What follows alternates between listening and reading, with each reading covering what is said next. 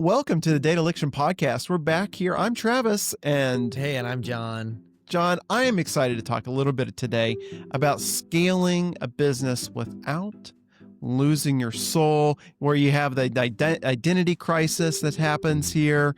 You have this transition that happens within your organization. And sometimes you feel like, I don't know what business I entered in today, but it's not the business I built. I like the concept of a business having a soul, because as the company grows, it grows beyond the founder, and it takes on its own identity. A lot of times it's the founder's baby, and that baby grows up into the toddler, and then that angry teenager, and then now into an adult. But yeah, the idea of its soul maybe being lost along the way, fascinating topic for sure. Well, I don't necessarily know that it gets lost. It changes. It can get lost, probably. It can get lost, Yeah. but it morphs into something. It has to change regardless. So it might not be the way you thought it was going to be at the very beginning. I've thought that about my little 2-year-old. At times saying, "Where did your soul go?" You're he's screaming cute. at me. So yeah, I get it on the whole proxy of the personhood of the company. Mhm. On like, wait, you changed, like you feel different. Yeah, let's explore that. Travis, we were talking about this opening idea, parable, wisdom piece. We like to, whether it's an old proverb or a parable. You have a different version of this same story, and I'd love for you to share it if you want to, as we were preparing. But this is the ship of Theseus, and it's the Greek thought that asks, if every plank of a ship is replaced over time, is it the same ship? Yeah. I love that. It's a really good thought process to think about it. I was equating it to when I was traveling over in Europe. We were visiting a church or a cathedral over there, and they were still working on it. And one of the uh, curators that we're going through, and he tells us the story of this man, and he walks up to him and he says, "Well, how long have you been painting the church, and how old is that paintbrush?" And the man says, "Well, I've been painting this church for over 40 years, and I've changed the bristles on the paintbrush over 40 times, and I've changed the handle on it, 30 times, but I'm still the same person painting the Hmm. church." So, Hmm. but I mean, kind of a little bit similar, but a little bit different too. Yeah, I love that analogy.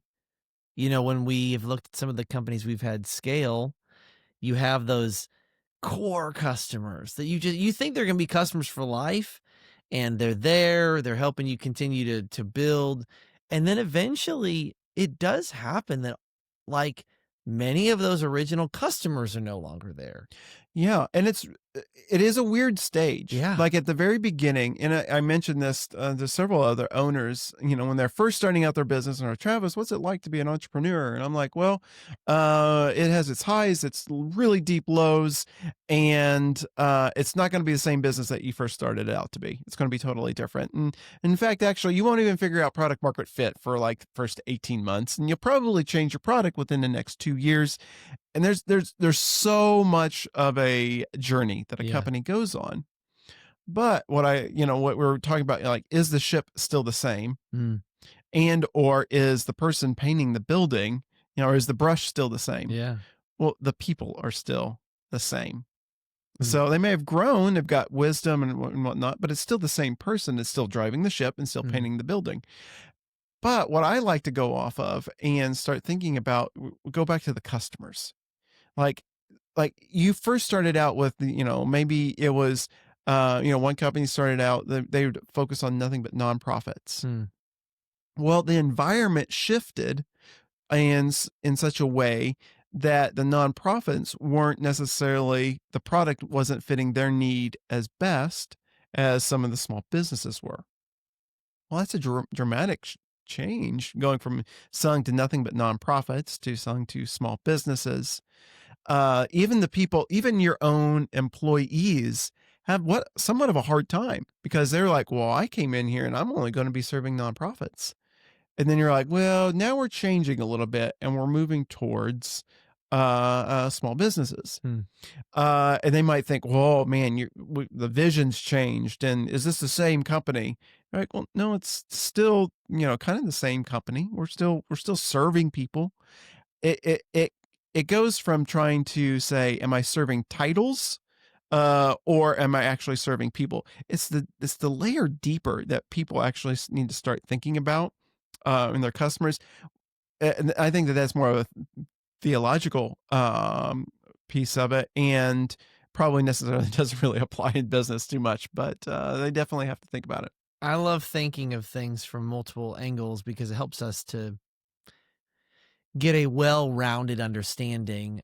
I have often seen that people that simplify things too much often have not learned enough about the details. Now, obviously, I experts can take complex things and make them simple. I understand that, but this concept of losing the soul of the company as you grow, I don't think is going to be one particular factor. Just as you mentioned, the core customer base that you have might change over time. Perhaps even you want it to change over time because it's going to grow with you. But um, the types of people that you have joining your team, the people who leave your team, the leadership team, like the size of the leadership. Obviously, you start with just your founders, and then maybe your core, board of directors, and then you have VPs and the communication. So there's so many factors that go across the board. But Travis, how do you define that feeling, or what are some of the ways maybe you've seen employees express it, leaders doing soul searching on just like, I feel like it's different. What is it actually different in their minds when they're saying, "Oh, I need to do some soul searching for the company." What are those actual details behind it? Really, what it comes down to is the founder is starting to come into the business and say, "What is my position, and what am I to do?" Mm, I've actually coached several executives, and they said, "Why I come in and I don't know what to do any longer. wow. I don't I've delegated it, to enough people that now I need to go figure out something else." And one that's kind of a scary position to be in, that you've built a company and you're like, "Oh, it's running on its own," and you're like, "Oh, for one, congratulations. You've got to that position. Now it's what do you wanna chase? And is it the same people that got you there, going to want to ride along with you in that next journey?"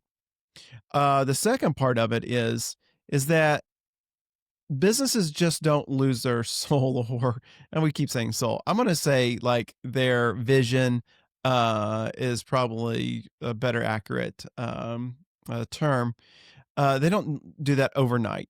Mm, It is like you said, it is one person, one hire after a hire. It's one process after another. And that's why you have to literally wake up every day and say, these are the people that we're serving. mm, These are the values that we believe and stand behind.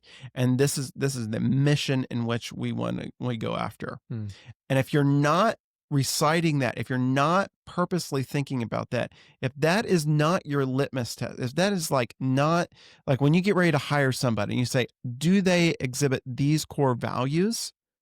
You're just making exceptions, and those exceptions erode the culture. mm, And I've seen it time and time again that we're like, "Oh, we need to make this new hire. He's, they've been in a role at another company that they've helped grown it, and it's wildly successful." But the person, how they did it was not the way that you as a company function. mm, And it eroded the leadership team, and actually, I would say, caused them a whole year worth of growth because they decided they wanted to consider leveling up, within their leadership team. Now, there are times that we're looking for people that come in and help out and have been there and done that before, but there's also times in which the culture, um, takes actually a bigger, is better for you to focus on than it is for you to look at the numbers and say, "Oh, they've grown another business." Mm, Because winning basketball team, winning teams necessarily, and we've seen it over and over where they've tried to get all the all-stars all together and they fail. mm, It wasn't like they had to have a collaboration together. They had to have an ethos mm, about them. mm. So what have you seen? Yeah, so one of my favorite examples of successful teams that keep their soul around the vision that they have together, and I'm glad you mentioned that because to me, the soul and the vision, the mission, the purpose of the organization is really what they're getting after. It's like, why am I here anymore? What are we doing anymore? So, one of my favorite examples of any sort of a team is the Purdue basketball team. Matt Painter is the coach. He has been for a long time. Came in, while ago, and he built a system. His system is obviously focused on winning and developing and all these sorts of things, but they're notoriously known for not having five-star recruits. Like plenty of other colleges out there and universities that have way, higher star recruits. And I mean, come on, it's West Lafayette, Indiana. It's not like a great place to be in the winter time compared to Florida and Southern California and all this. But he has a system of everyone working together in a team to develop people and to grow. And you've seen these lower star recruits choose to go into this system knowing that they can be their best and they can achieve something as a team and grow together as a team and play as a system. There's a couple really cool players. Zach Edey, obviously, an amazing player. I'm a huge, huge fan of Zach Edey.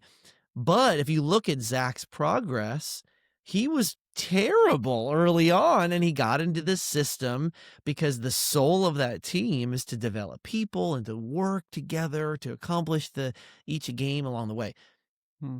If you take that analogy there and you put it into business, as I think through maybe companies that have, let's say, no soul, okay, the meme companies out there. One of my friends always sends me these like 9 to 5 memes of these people that go to like these huge institutional organizations of tens of thousands of employees, and they're great companies like doing big things, whatever. But a lot of those people are working those jobs in general. This is a broad stroke because they want to have a job and make money for their family and take vacations and get a good retirement. And there's Mhm. nothing wrong with that. But if you look at the memes, it's like, uh, I wake up every single day to increase shareholder value to, and it's all about the dollars and the cents. If you're talking about a company that grew from 10 million to 50 million to 100 million, these are people that were not waking up every day to increase shareholder value. These are people that were doing something way beyond the dollars and the cents. They were doing it for a reason. Whether it's, I'm going to disrupt the market, it's cool, this is for all the innovators out there, or I'm coming up with this amazing solution that's really helping this problem that I'm connected to. Something like that. That's the only way you scale from 10 to 100 million.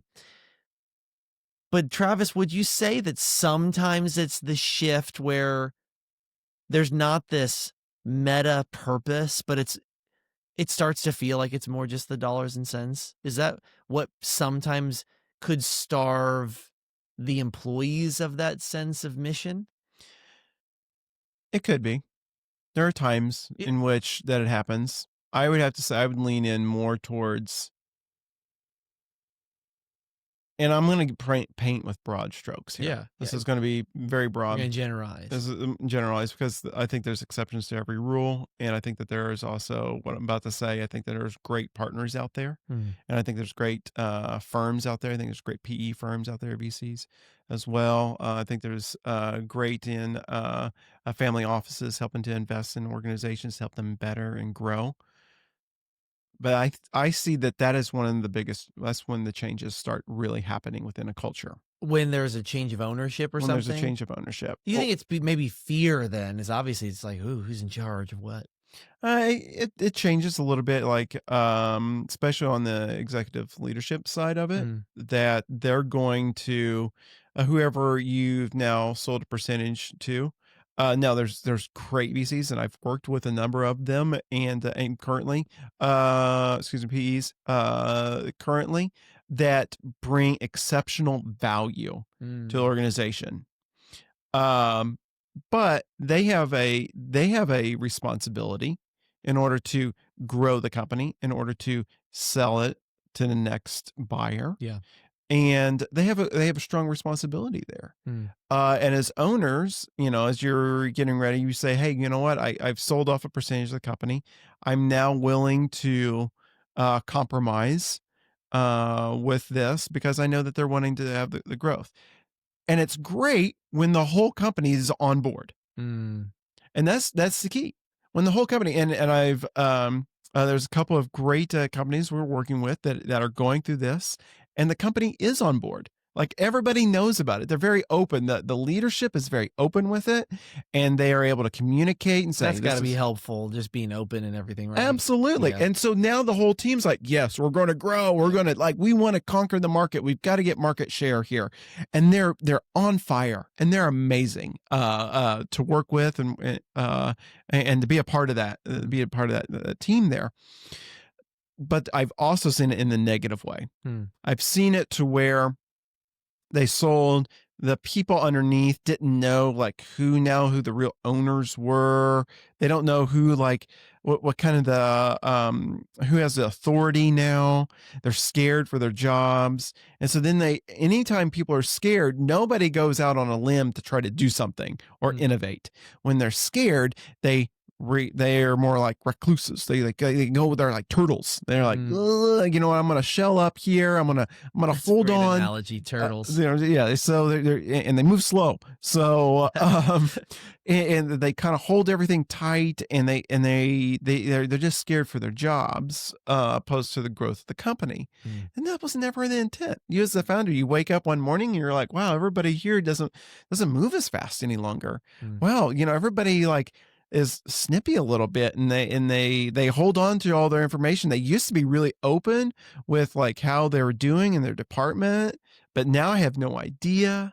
And so they become scared there. mm, And that's literally when the soul starts, or the vision for the company or the ethos of the organization starts to change into something that is more we consider vanilla. yeah. And I think you had a conversation that you're more gated Mm. and you're not going on a limb to try new things because you're just really caring about your job and And do you think that's a top-down thing? So my hypothesis is and it's a hypothesis based on seeing it, feeling it.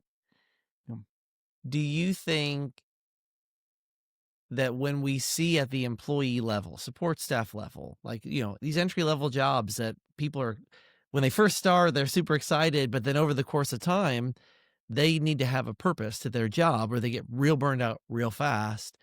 I have seen sometimes when perhaps the leadership thinks that there is an employee problem. Is it sometimes the soul searching concept that we're talking about once you finally get to that scale? How much of that is coming from the top down? I would say that most leaders, if they're honest with themselves, would say that it's more of a leadership problem than it is an employee problem. Hmm. And I'll even go to the point that did you hire the right person for the role? In the leadership No, no, or no, into the employee. You as a okay. leader hiring the right person in the certain roles that you Yeah. hired. You're like, oh, this person's just they're not motivated. Well, you hired them, and or you had uh, probably the authority to help them find another place mm, or another position, either with or without the company, yeah. that helps them strive Mm. and be the best that they can be. I think that's a great point that especially as you scale, sometimes someone's got to do the job and Yeah, you feel like, "Ah, I just got to hire someone." yeah, and I think that's a problem with Mm, companies. They're like, I just got to hire somebody, and they just put somebody in there. That's not great leadership. That's Mm, just filling a hole. And guess what? You're going to have way more problems later on. And mm, companies, if they just took the time to sit there and always looking for talent and always be interviewing for the roles that they might potentially have, mm, will be way more successful. I've seen it being more successful. They have the leaders have Rolodexes of people. They're like, you know what? I've got a guy for that. I mm, got a person that would fill this role splendidly. mm, But it's the ones that get in this position are like, I just got to hire, I got to hire, I got to hire. And you just throw people in there. Well, that changes the whole environment. mm. That starts eroding the culture. And then they say, well, no, it's an employee problem. No, it's a leadership problem because you hired them wrong. Well, yeah, if you're hiring someone who does not fit your culture, it is not that Mhm. employee's fault. No, and honestly, I do have a lot of sympathy for hiring managers out there Oh, right yeah. now. So I don't Yeah. want to throw them under the bus It's hard.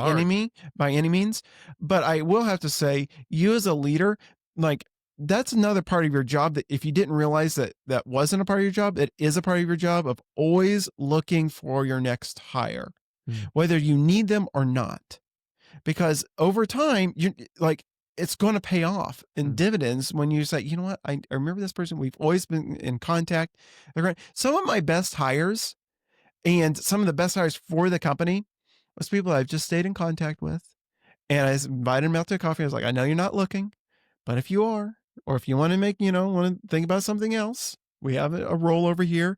And sometimes they're like, nope, it's just not the right time. mm. And sometimes it is the right time. And I knew that they would be a great fit. And they were. They were an amazing fit. Yeah. I mean, This is helpful for people looking to not lose their soul as they scale. I appreciate this. What advice I would like to give to people is for those who maybe have lost their way a bit or a lot of it. I've got 4 things written out here, and we can drill down on them or just kind of pass through. But it does have to do with mission, culture, relationships, and all this. So this is I would say a practical framework for preserving the identity. So these 4 things is codifying your cultural habits as an organization, humanizing your metrics, building relationship rhythms, and then using data, we love data, to protect your purpose. And so when we're looking at cultural habits, humanizing metrics, building relationships and rhythms, and then using data to protect your purpose, um, let's talk about those cultural habits first. And some of the most successful organizations that we've been able to work alongside have values that they judge everybody against these core values of the company. Um, how often do you see values being just kind of that silly corporate thing versus really working? Like what's the balance there? yeah. And that, that burns me up more than not. Oh, we've got a mission statement up on the Oh wall. yeah, And, we've seen that so many times. and it's the same mission statement that I can go down the 15 other companies down the Yeah. street that has almost the same one. Yeah. We revolutionizing the way we value our customers Yeah, and yeah. bring, the process to bear. And oh my goodness. Um, but how I see it, and the ones that are really successful are the ones that continually read it Hmm. and the leaders talk about it. Okay. So you have to talk about it. Like Mm, it's one thing to just read the statement, but how are you doing it? mm, So whether it is, I'm a leader that is constantly reading and learning. yeah. That's one of our values that we're always learning. Well, what books are you reading? Yeah. What podcasts are you learning from? Who are you talking to? Who are you taking out to coffee? That helps solidify that one value. Mm, And then you ask a great question I have in every one of my interviews that I ever. So if you ever interview with me, you'll get this question. And it's because there's something core to me is I want to know if you're a learner. I ask, so what books are you reading? What podcasts are you listening to? Or what masterminds are you taking right now? And if you're not doing any one of those, that tells me that you're not interested in helping grow yourself or your craft. mm. And but I instantly like that is a part of me. Yeah. And Yeah. like and everybody that I around me that I want to have is I want to have learners for that. Yeah. Or if you have a mission that you're going after, Mm. is that person missionally driven? Do they go and do they serve at other organizations? Do they work within the community? Well, and then do you work within the company or in the communities? Yeah. So if you don't, then you're just saying words and you're wasting air. Yeah, and that would be around, let's say you have a value as a company of we're always learning. Mhm. You want to see that and you need to exemplify that and talk about that. That's perfect. So the first question would be for those who maybe have lost their way to say, "Hey, what are those values you maybe did have at the beginning and when did you lose them and how can you Mhm. reinvigorate them?" Yeah, it's kind of like you're a workout company, but everybody's overweight. That makes sense. So you Yeah. clearly don't have the right values Yeah. within selling your own product. Yeah, yeah, you So gotta be drinking your own champagne. champagne, you gotta drink your own champagne. We stopped saying Kool-Aid a long time ago. But yeah, and it works on there. I So love that. The next thing I have here is humanizing your metrics, oh and I do love this because the most successful organizations that I get to work alongside, Travis, are people who talk about people, not numbers. And if they do say a number, it's a number associated with a like, oh man, we have this many clients or this many, families that we're serving or this many, CFOs or whatever that might be. And they personify those numeric values. And I know it sounds really silly, but to me, as far as all of the seats that I've sat in, when I realize that the number one has a face to it, the number two has a face to it, I love that. That's helped me tremendously in all of the companies I've seen scale up. yeah, and I would double down on this one too. That I love that you talk about the metrics, but if you're not interviewing your customers Mm. and you don't have advisory boards for like your customers and getting feedback from them on a quarterly basis, Wow. you're doing a disservice one to your company and to your What's an customers. advisory board look like? So advisory board between make up of roughly 10, no more than 15 individuals that you consider your core customers. Wow. And so you get them on the phone or get them on a Zoom call, you meet with them quarterly and say, "Hey, tell me about, what are certain problems that you're having? How are you using the product still today? What are some things that you would like to see in the product?" Like, and then you just dial in on them. And then especially if you're not interviewing the customers that you lose, is another disservice. Mm, And so you're interviewing them and saying, and even if they're like, well, they've just, I'm not saying send out a survey. Surveys are nice and you get a good feel on it, especially depending upon the number of customers. sure. But you as a leadership team, you need to be picking up the phone and asking them, well, why did you leave? Mm, Or even just set a time. Just be like, would you be willing to meet with me? I just want to understand. I'm not trying to resell you. I just want to understand mm, because that's going to give you so much more insight because you're not like, let's say that you're in the 50 million range or maybe even the 30 million range. You're not meeting with every customer. mm. It is a wildly different rodeo than when you're at 5 million. So you as a leadership team are not in the day-to-day stuff anymore. You're not hearing the voice of the customer as much as you used to. You only hear about problems and huge opportunities. That's all you hear about. So you're not hearing about what's really going on within the organization. So I say double down on you should be contacting your customers when they leave, definitely. And you should be having an advisory board of your customers. And I would even push bonus tip, get an advisory board for your channel partners. I love this. So put a face on those numbers. Make sure you're talking to them, interviewing them, building relationship rhythms. One of the things that I have seen in scaling organizations is support staff having access directly to the C-suite because you're all are in a small little like office and you're sharing offices and like you see each other all the time. You do daily all staff meetings, and then all of a sudden you move buildings, and just the nature of moving a building, you don't see each other as often. And then maybe you don't do the daily staff meetings, it's weekly, and then eventually it's monthly. And to some people, that can feel like now we are becoming disconnected.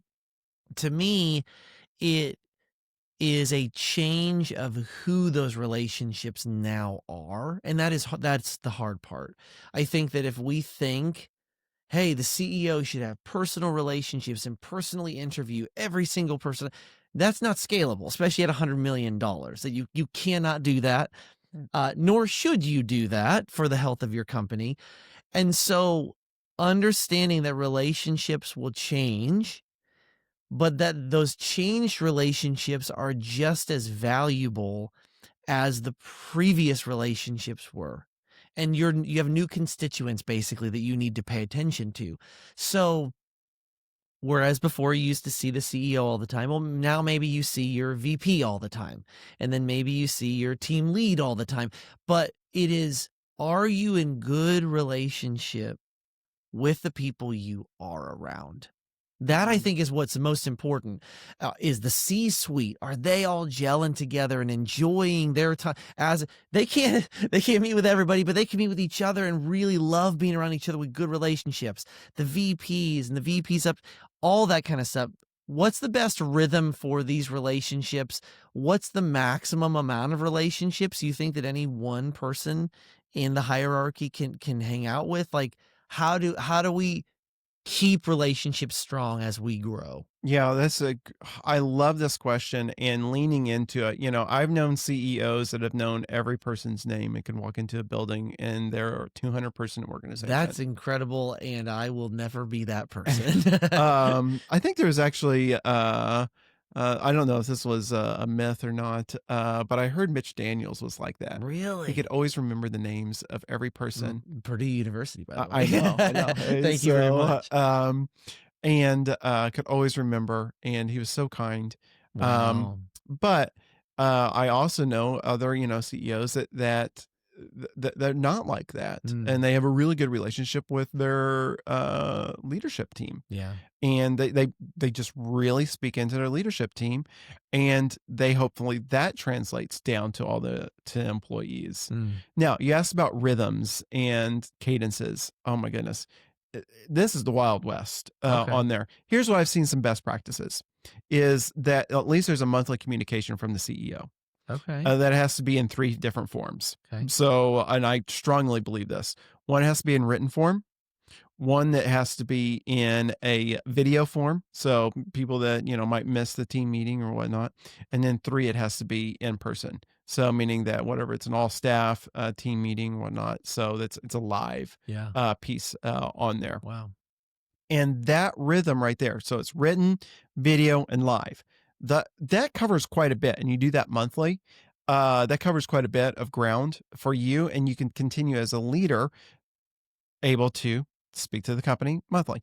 Now, that should also translate to your C-suite and your other teams. I have on a weekly cadence that each one of the team leaders communicate back up through the chain. Everybody's like, "Hey, write a 15-minute email.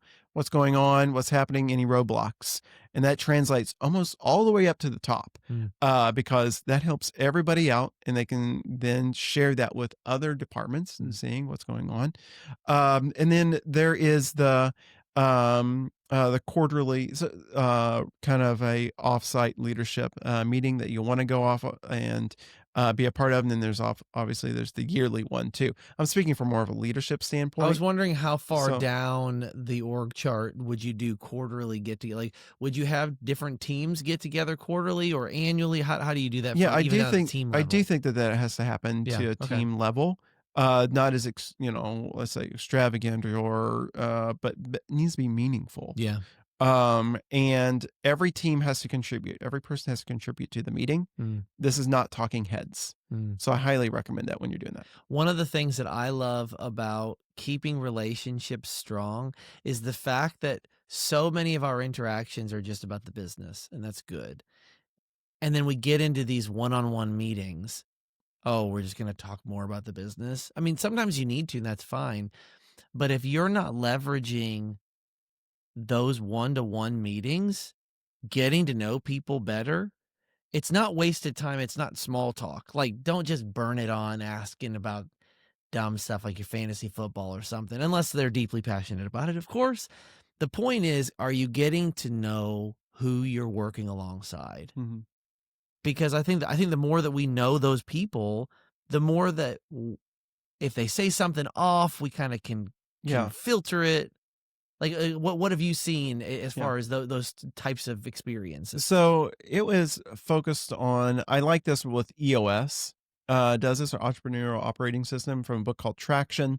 And so this is theirs, but they do a personal win and professional win for their L10 meetings. So it's your level 10 meetings, and I love doing that. So you get a personal win and a professional win that's happened, and you can learn a lot about what's going on in the organization and who they are, and you can hear what they're excited about, and that plays a lot into it. Learning what So people are excited about is such a great tool to get to know people. I love that as an opener, by the way. Instead of Mhm. how you're doing, I ask people, "What are you excited about right now?" Mm. That opens it up to almost anything. It could be, professional. It could be, I'm excited about, my kids. I could be excited about whatever, league they might be in, whatever goal they might hit. Mm. Like, it opens up quite a bit Mm. for them. Yeah. So, I wanna land the plane on this last one, using data to protect your purpose, and it's awesome what you just referenced goes right into this. The data that you're tracking should go into, why do we exist? And if you're w- focusing on all these other mhm, things that are just sideways energy and these things that just don't matter yeah. to the reason you exist as a company, it doesn't matter whether you're, creating memories for people because you're generating these, handcrafted tables that they're going to sit around as a family at the holidays for the next 20 years. You're not just selling a table. You're not just like, this the sales guy at the furniture store. No, like, you're literally helping them craft a memory for them. And so those types of things are not gimmicks. Those are real things of why you exist and you have a purpose. But Travis, very often you sit in a meeting with the team and you're like, why are you reporting on these metrics? I'm not hearing any people. I'm not seeing any faces. I don't hear purpose. All I hear are numbers. Yeah, and this is something that teams struggle with quite often. They have a whole bunch of metrics, they try to report on it, and they're like, "So, we reported on it. Now what do we do?" Mm, That is such a wrong way to look at metrics. I'm sorry. You should be asking, "What do we need? Where are we going? And what measurements do we need in order to help move us to where we need to go?" So, for example, if you've got a certain customer segment that you're wanting to go after, we need to start tracking metrics that are all around that customer segment, and how, like, whatever they need to do to get to motivate them to mm, wherever they need to go. So whether that's, okay, we need to make sure we track them in the right state. We need to track them. Are they, the conversion rate for them, the best? Do they have the right margins? But, like, we just don't need to do Excel word vomit on somebody. What you need to do is track, saying, where are we going, and is there, who do we need to go after, and specifically understanding the metrics that move the needle for them mm. is very key. Yeah, it's great because your company exists to serve people, whether it's organizations and the people at those organizations, it's people. And if they aren't using your solution for what you're providing to the market, they need your help. And you need to find them to get them that help. And if you're not tracking the metrics to find them and help them, why do you even exist? And that leads us right back to the question of, why have I lost my soul as a company of 100 million? Or how do I prevent from losing my soul along the way? Uh, you have to make sure you have your purpose and you set these things up. Travis, we could talk about this all day, but any final closing thoughts for our people before we let them go today? Yeah, so it's going to happen, Mm, and the growth of a company is going to change. And who you are is going to change as well. You're going to learn along the way. But the core of you and the value that you created and what you first wanted to start off with, keep that core like mission in mind as you're growing. And it's okay to change the mission. Just make sure everybody else is on board. Thank you, Travis. For all of our listeners, if you've made it this far, please give us a 5-star rating on podcast. However you listen, Spotify, iTunes, YouTube, whatever. Like, comment, share, subscribe, all the things. We're so grateful for you. We're going to keep having great conversations like this to bring you value. But hey, my name is John. And I'm Travis. And this is the Dataliction Podcast.